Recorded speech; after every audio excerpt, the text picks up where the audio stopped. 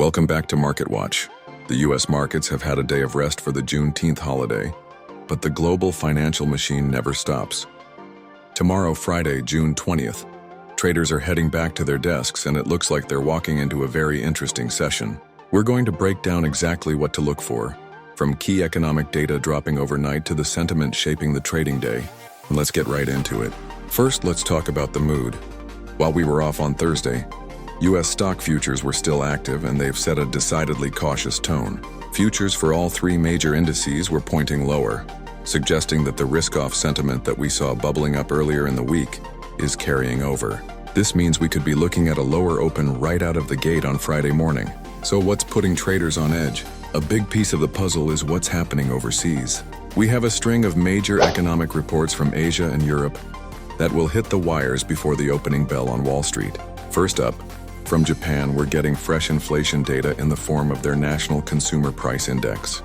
Japan has been in a delicate dance with inflation, and this report will give us a key reading on whether their economy is heating up, which could influence global monetary policy.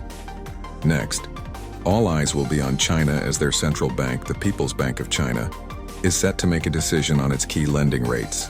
With China's economy showing mixed signals, this decision could have significant ripple effects impacting everything from industrial metals to global growth expectations.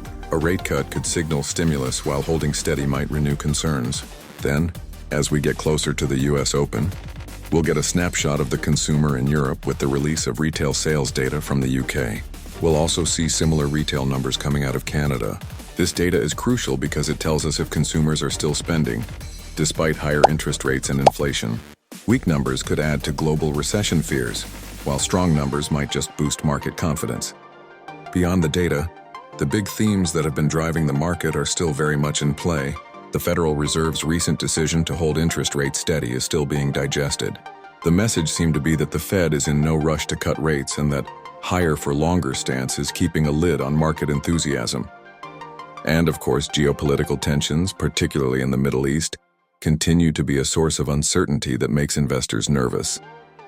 Finally, a few companies are on the earnings calendar. Keep an eye on reports from major names like Kroger, Darden Restaurants, and CarMax.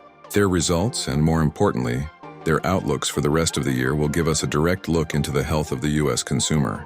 So to sum it up for Friday, expect a potentially shaky start, guided by the negative sentiment in the futures market.